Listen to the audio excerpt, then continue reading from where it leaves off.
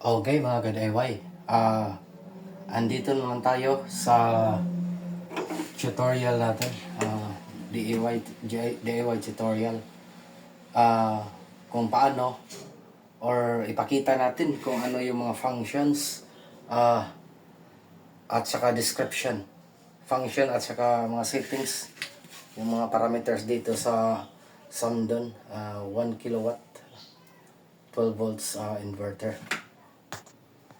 Yan. Paano ba i-set? Ito lang oh. May tatlong button dito. Function, power, and then page. Okay. Dito sa function, ito yung kadalasang tinutulbok, pinipindot sa pag-set ng ng mga parameters diyan. Ito power, pag pinindot off yung natin, yung ilaw natin. Tsaka yung page, ito yung palipat-lipat na button. Okay, long press.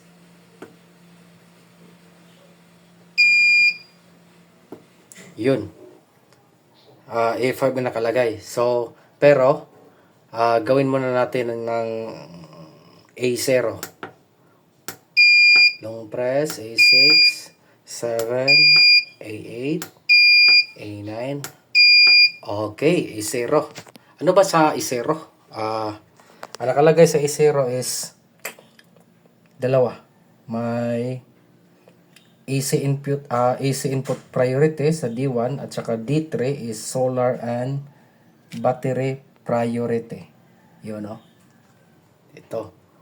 Okay, nagbi-blink yan. Para ilipat yan, click mo lang to. Yun, lumipat dito sa D3. Para baguhin yung baguhin yung option dyan, kung ano ang i-set mo, click mo lang to. Yan, D1, D3. Dalawa lang. D1 para sa AC input. D3 para sa solar and battery priority. Okay. Solar battery priority ang D3. Yung D1 parang UPS yan. UPS yan ang function niya. Mag-in ka dito, maglagay ka ng input dyan mula sa utility or grid, tapos i-prior yung yung utility. Halimbawa, nawala ng kuryente, saka papasok yung battery natin. Pero pag may kuryente, utility pa rin, grid pa rin yung lumalabas sa inverter. Parang may ganyan sa loob, may ETS yan. May ETS yan sa loob ng natin, ng dito. Maliit lang. Ewan ko kung analog or digital type. Basta may ETS yan sa loob.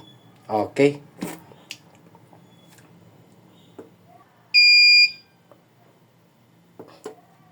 Okay. Yun na. Since tayo, lipat tayo sa no.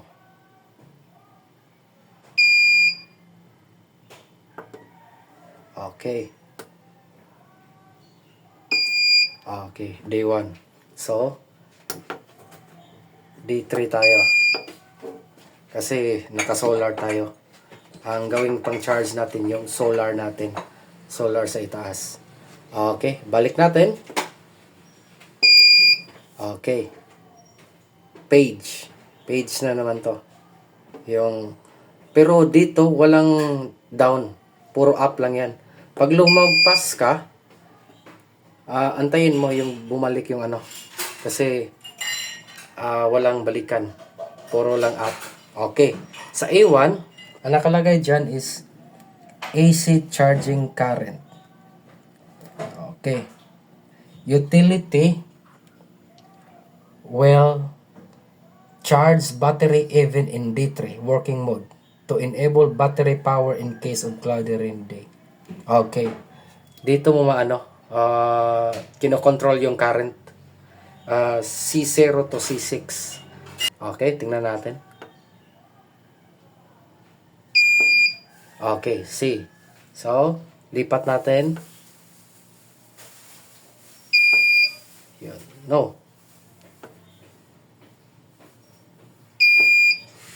Okay. Okay, C3, C4, C5, C6, C0, C1, C2. Okay, hanggang C3 lang tayo.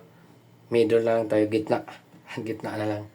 Okay, yun ang sa A1. Settings for current ng charging natin. Okay, sa ito, balik tayo ito, page. Okay. Dito sa ito, constant, di siya mabasa. Constant charge voltage. Okay. Settable, constant charge voltage. Settable for 13 to 15 for 12 and 26 to 30 volts for 24. For lithium battery, suggest constant charge voltage the same to floating charge voltage. Okay. Sinesearch natin sa Google, yung constant charge ng battery ng isang lithium is bawat battery na 3.2 ay ang constant niya is 3.65. So times 4, 3.65 times 4, 14.6, I think. 14.6. Okay. Pero nakalagay dito is 14.4. Pwede na rin yan. 14.4. Para hindi naman maano yung battery natin. Pwede na rin ang 14.2. Hanggang 14.6. Okay lang yan sa 12 volts battery. And then, dito tayo sa A3. Ano bang nakalagay sa A3? Okay. Floating charge voltage. 13 to 15 for 12 volts and 26 to 30 for 24 volts. The same.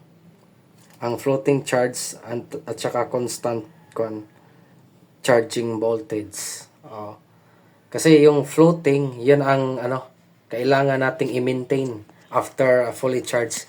Kung ma-fully charged na yung battery, dapat ma-maintain mo yung floating charge para parang puno pa rin yung battery. Halimbawa, palagi kang nag-charge. Halimbawa, ano yung pumapasok dyan, dapat hanggang dyan lang sa floating voltage. Kasi, pag lumagpas din yan, baka masira din yung battery.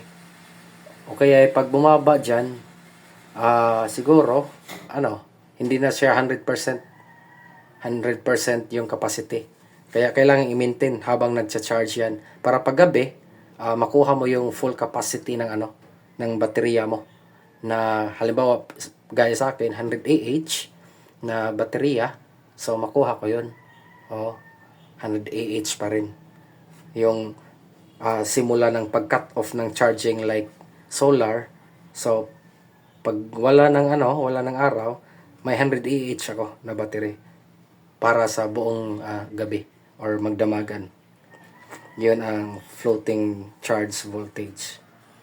And then, sa A4 is low voltage protection. 8 to 13 volts for 12 volts and 16 to 26 volts for 24 volts setup. Okay. Low voltage alarm will be higher 0.5 volts times 12 volts or 1 volt times 24 volts than low voltage protection. Okay. So, dito tayo sa A4. Okay. Kasi dyan sa A3 natin is nakalagay natin is 13. Pwede rin 13.8. Okay. Okay na yan. 13.8. Maganda na yan. Okay. Lipat natin. Okay.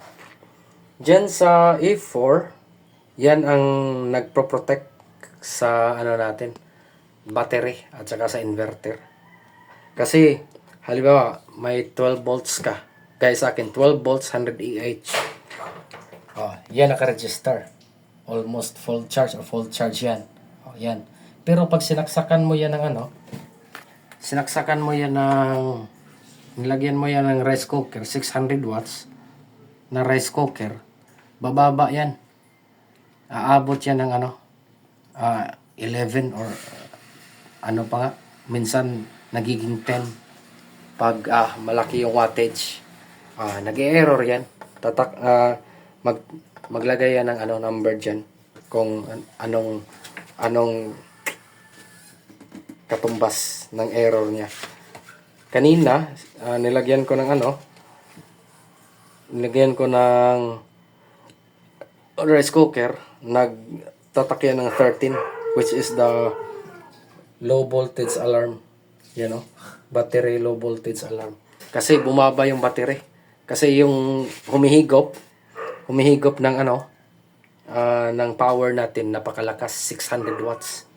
Kaya nilagay ko na lang sa wait.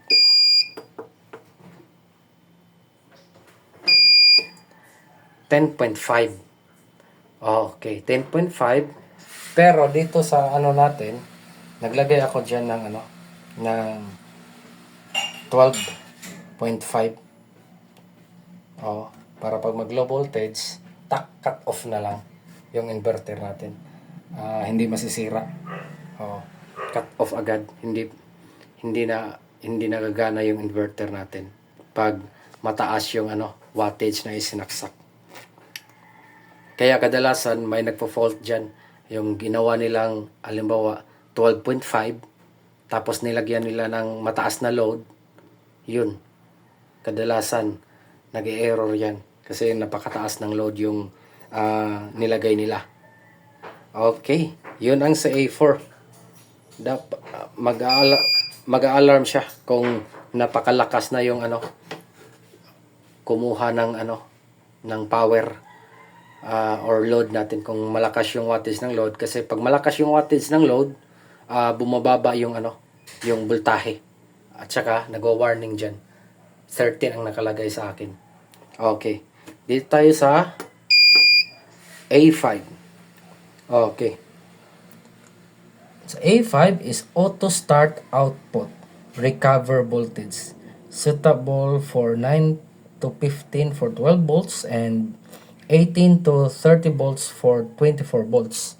Okay, inverter turn off output when battery low. Inverter auto turn on output when battery voltage reach the voltage. Okay, optional. Pwede rin tong optional. Optional lang yan eh. May nakalagay na optional. Pero, pwede rin lagyan.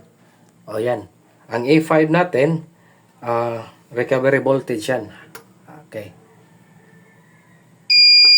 Halimbawa, na-lowbat yung yung battery mo. Yung lowbat ko is 12.5. Pag 12.5, automatic yan. Hindi nagagana yung battery. No? So, dahil walang nakalagay na dyan, hindi yung ETS na built-in. Dito ako sa ETS. So, lilipat yan sa Solico or grid. Kasi hindi nagagana yung natin, yung samdo natin. Kasi lowbat na siya. Pero, nagcha-charge siya. Halimbawa, umaga yung nangyari. Pero pag gabi, wala, lowbat yun. Kaya, plano ko, lagyan ko na rin to ng input. Pero, kukuha ako doon sa, natin, doon sa grid. Dito ko ilagay yung grid natin. Para, dito na lang ako sasaksak. Mula dyan ako sasaksak ng in, ng AC. Para in case na mag-lowbat paggabi, okay, auto charge pa rin siya. Magcha-charge siya para kinabukasan almost full charge na siya. Magagamit natin yung yung battery natin. Pero ang maganda din kung hindi mo isaksak yung in, sa umaga ka lang mag-charge, yung araw magagamit mo talaga yung ng araw, yung enerhiya ng araw para sa pag-charge ng baterya mo.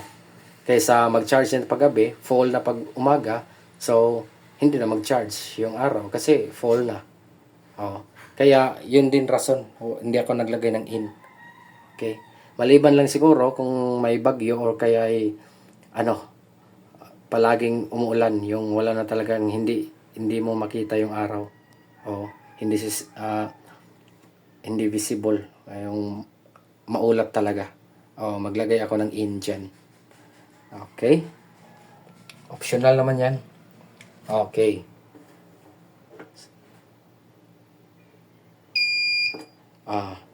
Sa A5, sunod ng A5 is A6.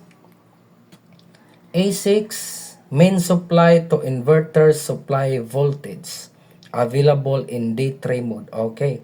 Suitable for 9.9 to 15 volts for 12 volts and 18 to 30 volts for 24 volts. Ang nakalagay dyan is, sana makita. Okay. Di makita. Okay. A6 voltage point for inverter. Switch from utility supply. Dito lang. Kasi hindi rin mabasa. A6 is a voltage point for inverter switch from utility supply to battery supply. So it means yung inverter automatically mag-switch kasi may ATS yan sa loob eh. I-switch niya from utility supply to battery supply. So it means from input na AC, yung battery na ang gagamitin niya sa A6 kung ilan yung nilagay mo. So para na ring recovery voltage. Under D3 working mode, when battery low voltage, inverter will automatically switch to use utility supply or the grid. Yung sa yung sa electric company, yun ang utility supply, as well as charge battery. So from AC magse-switch siya papuntang battery. Pero pag nalubat naman, automatic mag-switch siya from battery to inverter. And then nagcha-charge din siya using the AC input, no? Yung AC input rin ang nag-charge dito sa mode na A6. Okay. Bale, from AC to battery. Yon ang pinag-usapan ng A6. From AC to battery. And then, once battery voltage reach A6, kung ma-reach na yung 13.2 habang nagcha-charge kasi nalobat. Charge 12, 12.1, 12.2, 12.3 hanggang 13.1, 13.2 pak. Pag 13.2 na-reach na yung A6 na voltage, inverter will automatically switch to battery. So pagdating ng 13.2, wait ha, 13.2, matik yan. Battery na naman ang magsusupply ng inverter at siya na naman ang magsusupply ng i-invert na yung DC to AC sa A6. Okay. Yun lang. Sa A7 naman, ang nakalagay sa A7 is inverter supply to main supply voltage. Parang baliktad na rin. Baliktad sa A6. A7 is a voltage point for inverter to switch from battery supply to utility supply under working mode, under D3 working mode. So, ang pinag-usapan na naman sa A7 is voltage point for inverter to switch from battery to utility. Halimbawa, yung iset mo naman dito, yung sa battery. Yung battery mo. Battery supply to utility. Kung kailan ka babalik sa utility. Halimbawa, ito, A7. Nagiging 13.2 na. Pero gumamit ka naman kasi battery na yun doon sa A6. So, bababa yung voltahe dito. Bababa, naging 13.1, 13.0, 12, hanggang 11. Pagdating ng 11, matik yan, maglilipat doon sa utility.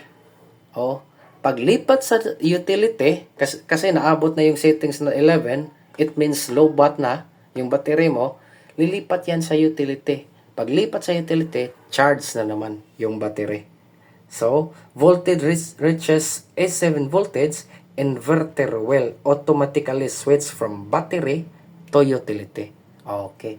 So, kung malubat na, magiging 11.0 na, so mag-switch na siya from battery to utility.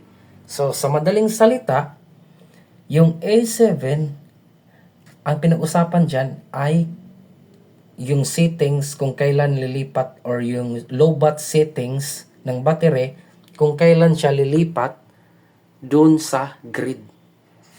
While in A6, ang pinag-usapan dyan is from utility supply to battery supply. No? Kailan magte-take yung utility, halimbawa, from utility supply to battery supply under D3 working mode. When battery low voltage, invert will automatically switch to utility supply as well as charging battery. Once voltage reaches A6, voltage invert will automatically switch to battery supply. So, sa A6 pala, kung kailan ma-charge, kailan ma-fully charge. Okay. Ang pinag-usapan sa A6, ang pinag-usapan doon sa A6 kung kailan ma-fully charge. Kung ma-fully charge na yung battery, lilipat siya sa battery. Halimbawa, nag-charge na yung utility, na fully charge na yung battery. Halimbawa, dito, tingnan natin ha. A6. Yan. Pag 13.2, fully charged na yan. Okay. So, lilipat sa dun sa battery. Yan ang pinag-usapan sa A6. Kung kailan lilipat yung supply, or kailan magsusupply yung battery dito sa inverter. Kasi, pag hindi pa dumating sa 13.2, or hindi pa ma-reach, utility pang nagfa-function yung input ng AC. Pero, dito sa A7, ang pinag-usapan nito, yung lobat ng battery. Kung kailan malulubat yung battery. Pag malubat na yung battery, anong voltahe siya lilipat doon sa utility. Sa A7 is more on lobat, kung kailan siya lilipat. Yun ang pinag-usapan sa A7. Okay? Dito sa A8 is hertz. Madaling intindihin lang yun. Kasi dito sa Pinas, 60 at 50 Hz lang naman ang ano dyan. Pero kadalasang appliances para hindi masisira is 60 Hz. Okay. And then, yan. Tingnan natin. Yan. 50, 60. Pero dito tayo sa 60.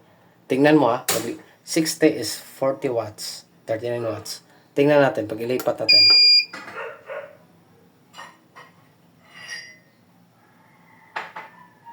Walang nangyari.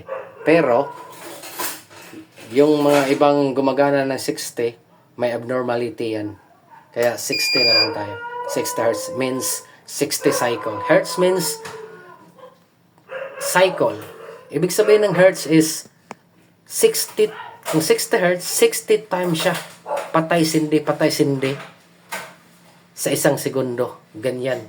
Yung ano natin, yung mga ilaw natin, yung 60 Hz, it means 60 times siya on and off in 1 seconds. In 1 second.